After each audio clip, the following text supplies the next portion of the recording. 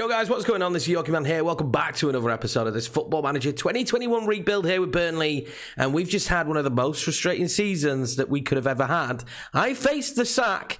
It was very frustrating. There was one tactic that got us out of the mud. It was the 4-4-2. And hopefully we can move on. It's time to blow this squad up and start again, I think.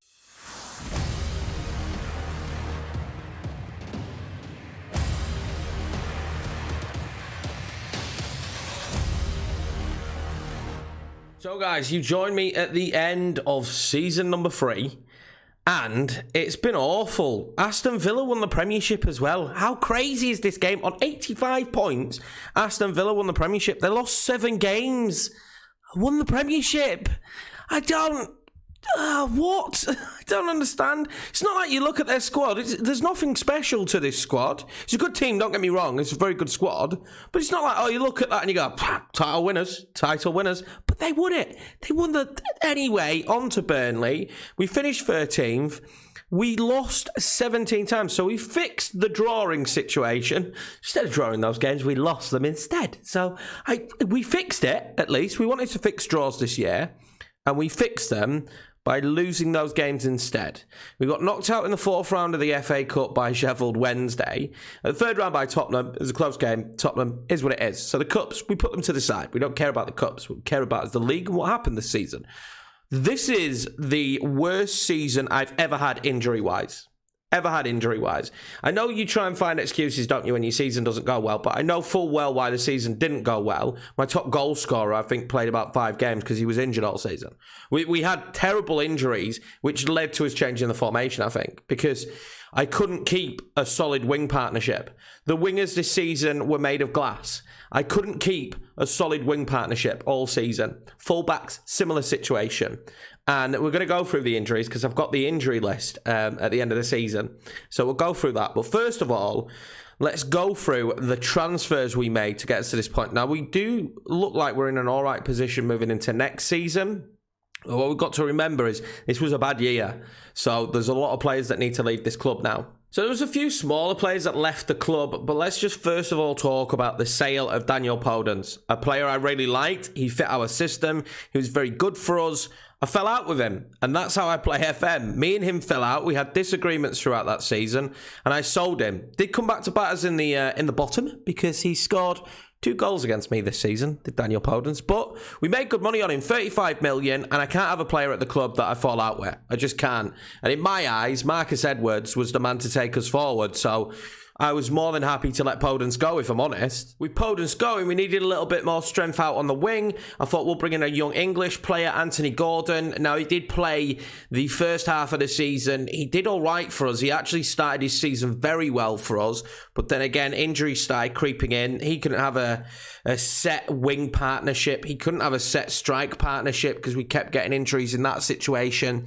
And in the end, I decided to loan him out. Now, he's going to come back next season, and we'll see what we can make of him. He's not a bad player. I quite like him. He's definitely got the ability to develop, but I'm not sure he's going to be good enough for us moving forward. But we'll see what happens. He's going to come back, and we'll assess him then. But he went out on loan. He went to QPR. I'm not sure actually how he did. He had an all right time there. 13 appearances, 3 goals. Average rating of 6.99, so it's not too bad. And again, for us, it wasn't awful. He got himself 2 goals, but he got them very early on in the season. And he was playing in the squad when we were lacking a lot of consistency, so it's hard for me to be really negative about him because the team wasn't playing well, so just put the blame on him. It's definitely not what I'm going to do, but he didn't shine the brightest. And then I knew this season that really we only had Gregoritsch up top, so we needed another striker, and I wanted a bit of a different style of striker. Someone was a bit quicker, it gave us a different option for when we pumped the ball long, so we signed Patson Daka. It's difficult for me to talk about Patson Daka because for the first half of the season, he scored 1 goal. And I thought we'd signed Balotelli. He scored 1 goal for the first half of the season. Now, you can see at the end, he actually finished the club top goal scorer, which is ridiculous because he didn't score the first half of the season. He scored 14 in the second half of the season, and that allows him to be our top goal scorer. So again, shows you our ability this year to keep players on the pitch, mainly Gregoritsch. Patson wasn't bad. He's come into his own. I'm definitely going to keep him now. Moving forward, Patson could be very good for us, and I'm excited to see what he can do with the seasons come. I think it just took him a while to settle. I wanted more from him quicker. We didn't get that. It's not too bad. But he's settled now. He's scoring the goals. His pace is certainly helping him. His physicality at this level is helping him. And I'm happy with him. He's actually turned out to be a very good signing. Just that first half of the season was a big worry for me. So then it actually brings us to the season now that we were planning for. And we sold Adeyemi again. Another player I fell out with. Podence and Adeyemi, we had a row. And I got rid of both of them. They both went. 9 million for him. Ashley Barnes went to China. He's living it up, getting big paid wages. And so is Adam Smith. Jeffrey Bruma left, which was frustrating. He only left because of his injuries. Nothing to do with his ability. I actually really enjoyed using him, but it's too injury prone for me. And unfortunately, the two players we signed from Scotland, Ryan Porteous and Lewis Ferguson, they just weren't getting in the squad and weren't doing a job for us. They went out. We loaned a load of players out as well. Alan Campbell, Gordon, Fatentes, Lewis Richardson, Lammers, who's going to come back next season. And one of the big conversations we need to have actually is the goalkeeper, because I like Nick Pope. I'm a huge fan of Nick Pope, but I've learned as we tried to develop our system and develop the way we want to play, Nick Pope isn't good enough at kicking and passing the ball for me. He's a great shot stopper. I really like him, but we're starting to play out from the back. I want to play out from the back, and he gives the ball away too much. He kicks the ball long too much. There were so many goals we conceded this season where he'd kick the ball out with his lack of vision, his lack of kicking ability and passing ability, and we lost it, and they countered and scored, and it was infuriating. And it frustrates me that we're going to let Nick Pope go. We did have a little bit of a row during the season because he wanted to go with Spurs. And I was like, Nick, come on, mate. You don't want to go with Spurs. You stay here. Be managed by me. I can't blame him because at that point we were teetering around the relegation zone. But yeah, I think the time of Nick Pope, he's done his service for us in these 3 seasons.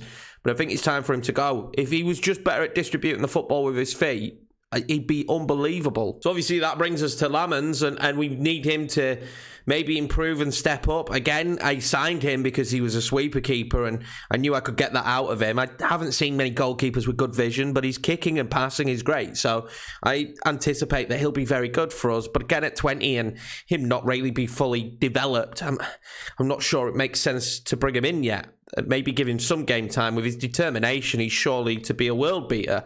He went out on loan to Wimbledon and had an okay time there, only conceding 32, 12 clean sheets. Like, it wasn't a terrible time from there. So, but the level of AFC Wimbledon just tells you a story. So we need to discover whether we take the risk or not with him. We don't have any European football, and this is going to be a rebuild season, so I don't anticipate next season being a really good year for us. Maybe it will be, but I don't anticipate that. Now, we tried to be smart with transfers again. I wish we'd have made more money, but this total here doesn't count the Daniel Podence money. So, and it should do because that happened in that time span. So you had the Daniel Podence money on, and we just about broke even, maybe made a little bit. I'm terrible at maths, so I'm not even going to try. So transfer dealing wise, I tried to be very smart with the transfers. We started with our usual free transfers. We brought in the Dutchman Rick Karsdorp for free, and he's been great. A little bit injury prone, but he's had an all right season for us at right back. Having him and Pablo Maffio for me is very good. He's not good at marking. He's not great at doing his defensive duties, but we've not really asked him to do defensive duties. He's more of an extra winger when we need him to be in the original formation that we signed him, where we signed John Kitolano. Now, I've never heard of this guy before. I saw him on a free. Again, very good. Very offensively good. Not good at marking. Again, and this makes me think, do we take a more defensive approach with those fullbacks? But I like both of them. I like the fullbacks we've got at the moment. I think we're fairly decent in that position. And then we move on to Jesus Carsakal. Now, I may be saying that wrong, but it doesn't matter because he's not a Real player. So just call him Jesus. He's rapid, isn't he? He's got great dribbling, great first touch. We're retraining him to play up top because we're playing 4-4-2 now. But I'm pretty confident that he could play right wing for us as well. So he will play that position as well. He'll be versatile for us. Very good player. 18. He's 18. Let's remember that this kid is 18 and he looks fantastic. I don't like tries long range free kicks, but it doesn't matter. It doesn't matter. He doesn't take free kicks. So he looks very good. One for the future for sure, and only 2 million we paid. That moves us on to Vinicius Augusto, a 19-year-old Brazilian. Never heard of him before, but he looks very good at right back. He's improving. He's out on loan at Hull at the moment. Obviously going to come back to us. He'll probably go out on loan again because we're pretty solid at right back with Pablo Maffio and Karsdorp, but Great player, great youngster. I tried to bring in a bit of youth this time because the board want it and we don't have any. We signed Sam Field from West Brom as a utility player. Someone I was quite happy to bring in. He's just a solid player. He's not going to be a world beater. He's not going to do anything spectacular, but when we need him to, he can just sit in there and do a job, and that's why we picked him up. Reminds me a little bit of Jack Cork when you look at him attribute-wise, and that's not a bad thing. That's definitely a good thing. Also in midfield, just to give us a little bit more of a boost, we signed Tom Davis. He had an okay season for us. A player I quite like in real life, actually. English again, so he kind of went down that Brexit route, but very good player. Very happy with him. I love his work rates and his physicals. I just like that kind of player in my midfield. And a mixed season for him, but again, it's hard to judge certain players unless I have memories in my mind of them being really bad, that he was really bad all season. He was just bad when we were bad, and we were bad quite a lot. Then we move into the 10 million mark. So we started actually spending a little bit of money here, and Sebastian Villa, again, he's rapido, and that's why we signed him. He's a very, very good winger. We're playing a 4-4-2 now with wingers, and he is an extremely good winger. I'd never heard of him before. Plays for Boca Juniors, and yeah, fantastic player. Had a good half a season for us as well that he played, but he did get to play in the team that was performing slightly better. Not great, but slightly better. And last but not least, Jarrod Bowen, who you would have loved to have seen him play 20 more appearances. No, we didn't pick him up in January. We picked up Jarrod at the start of the season, after we played about 2 games. He only managed 21 appearances. Now, you're probably thinking to yourself, you paid 25 million and you didn't play him? I didn't play him because he spent most of the season injured. So, for the first half of the season, he couldn't get on the pitch because I couldn't get him fit. I couldn't get him uninjured. And that was a theme this season. He's a very good player. We all know that. I think he's going to be very good for us. Kenny suits my idea here at Burnley. He's a hard worker. He's decent physically, but he's a really good hard worker for the team. And at the other end, he's got great quality going forward. So he's a very good player. But again, just spent most of the season injured. If we can keep him fit and Edwards fit and McNeil fit, would be lovely. So I've been mentioning it a lot, haven't I? We've been talking about it a lot. And I just wanted to let you guys know why I'm so frustrated this season with injuries. And the first thing you'll initially see there on this list is that Dwight McNeil had 10 injuries this season, Marcus Edwards had 7, and Jarrod Bowen had 5. So you can imagine that we never actually had a solid wing partnership. And being a squad that only had 4 wingers, Gordon, McNeil, Edwards, Bowen, at the start of the season, this was a problem. This was a problem. I didn't have a solid wing partnership for literally the entire season. It was horrendous. Now, Dwight McNeil managed to actually get quite a bit of game time with his 10 injuries. You've got to remember, when he has 10 injuries, he had more 10 knocks, but still only played 22 times this season. 22 times, not good enough. But then we'll look at Marcus Edwards. And see how much game time did Marcus Edwards get. He played 16 starts. 16 starts. I couldn't get him on the pitch. Last season's top goal scorer, was he? Or joint top goal scorer. Him and Gregoritsch were right up there. He scored like 16 goals, I think. What did he score? Let's double check. 14 goals last season, from the wing. So hugely important on what we try and do here as a club. And I couldn't get him on the pitch. I just couldn't get him on the pitch. Over a 38-game season, minus the cups, he managed 16 starts. It's just not good enough for your star players. In fact, it's really painful. And we've seen the same situation with Bowen. So we never had wingers this season. I'm going to assess the physios, but they're not bad. Like, my physios aren't really bad. So we're going to have to look into that. You can see as well, Ben Mee spent a lot of time injured. Tom Davis had some injuries. Karsdorp had some injuries as well. There was some injury problems, but that was the main situation that we had. And Greg Taylor was out for 7 months, which was frustrating. Pablo Maffio got a 2-month injury and then another injury on top, so he didn't get much of the season. Karsdorp had 3 injuries. His most recent one, 4 weeks.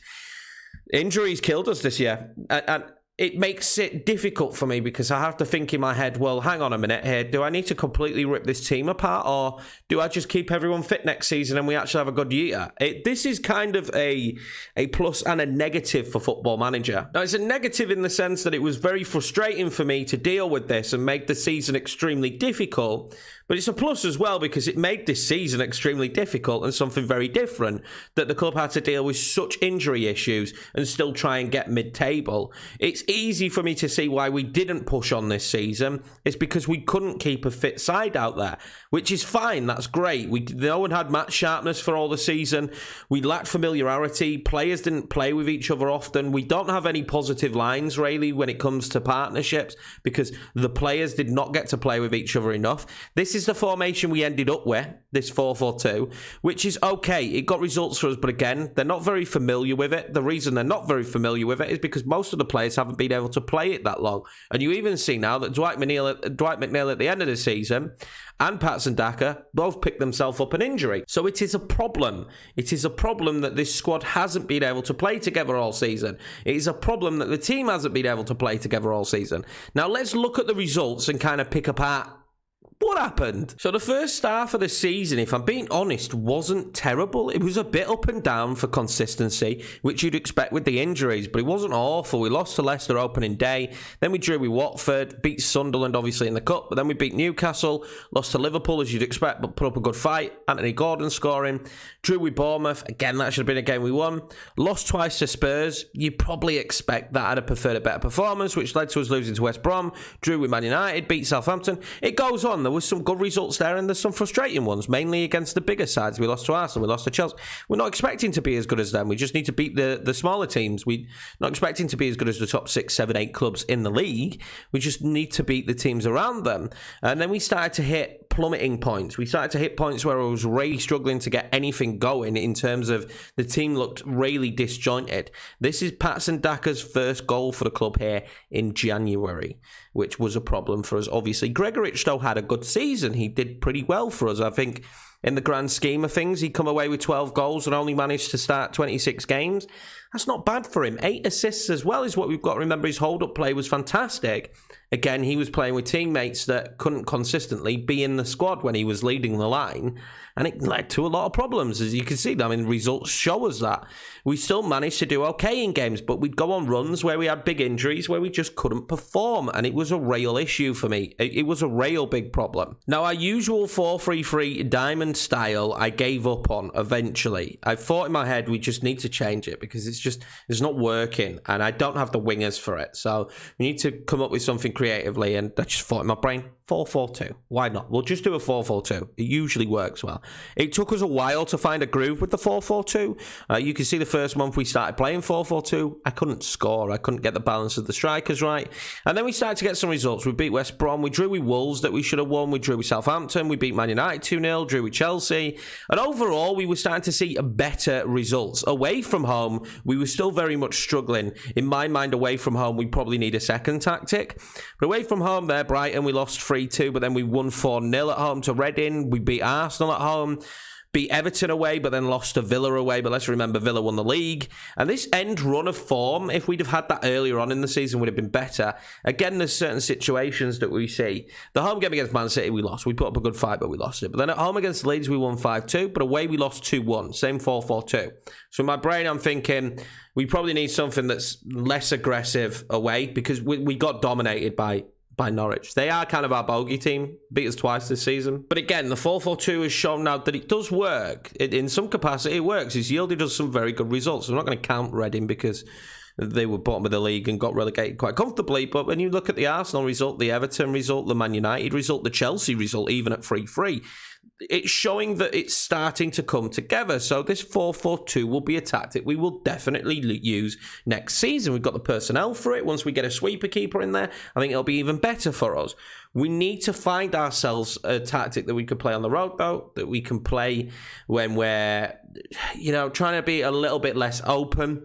And that's what we'll try and develop now. That's what we'll try and come up with over in pre-season. And we've certainly got the personnel to pack that midfield and try and play a bit more defensively. But the 4-4-2, all in total, the final version of it, the version you've just seen there, was pretty decent. If we ran like this form for the end of the season, There's a few results in there that, yeah, you're not happy about them, but if we played like that for the entire season, we'd have been all right this year. We'd have probably finished higher than 13th, obviously, I imagine. But that's just the way it is. Injuries will hinder you on this game, and I kind of liked it. In hindsight now, when we come back and we're talking about it, I'm like, I quite like the fact that we had those injuries because it made this year very strange for us. There's one thing I think is very important in Football Manager, and I've always felt like this, and I think a few content creators would probably say the same. Maybe you guys will think the same, that having a set team play a lot of games is definitely better. Rotating consistently isn't. The more familiar and connected your team is, the better you will get performance-wise. And when you have a season where you can't start the same 11 back-to-back, I don't think all season, that's a problem. The most appearances was Nick at 38. Next is Twanzebe at 31. But after that, it's 28 and below. So that means there's the cup as well. So what you've got to remember, there's the cup as well. So it means aside from 2 players, everyone was at least 10 or less games short of completing a full season of fixtures. And that's just not good enough. We need more players playing more games. And the fitness, the injuries, just a problem. And I'm hoping next season we don't have that issue. There is problems here. We are going to let players go. We are going to change things up a little bit. We are going to pull the plug on a couple of players and just go, right, that's it. We're not doing it. I mean, to be honest with you, there's certain players that actually impressed me when we could keep them fit. And then there's certain players that this was just not their season. And Marcus Edwards is one of those players that it just wasn't his season. Now I'm praying, because I like him and I think he's a brilliant player, that we get a better season out of him. He'll stick around, but God, do we need him to keep fit. But anyway, guys, that's going to be it for this episode. We're going to go away now. I'm going to start doing some transfers and planning. They haven't given us the budget yet, I don't think. No, they've not given us the budget yet. I'm anticipating it will be around the same, about the 50 million mark, and that's fine. And we'll try and look to make a bit more profit this season. There's some players I'm tracking very, very closely. I've got my scouts watching them consistently. As you can see here, Adebayo is one of them, actually, to be our 4th choice centre-back. Well, not 4th choice, but be in the mix with the 4th centre-backs. But I don't think centre-backs are a problem. I don't think wing-backs are a problem. I think goalkeeper needs to improve. And then I think consistency more than anything. And I mean, what we'll look for in this window is either youth or just pure quality. Someone who takes us to the next level. But anyway, guys, I've been Yorkie Man. If you're new around here, please hit subscribe. Smash the like button. I appreciate all the support as per usual. I look forward to bringing you season 4, where hopefully we've kicked on a little bit, and I can't take another season of this amount of injuries. It was extremely stressful, and I could rather do without that. Take it easy, guys. Take care. Be kind to each other. I'll see you in the next one.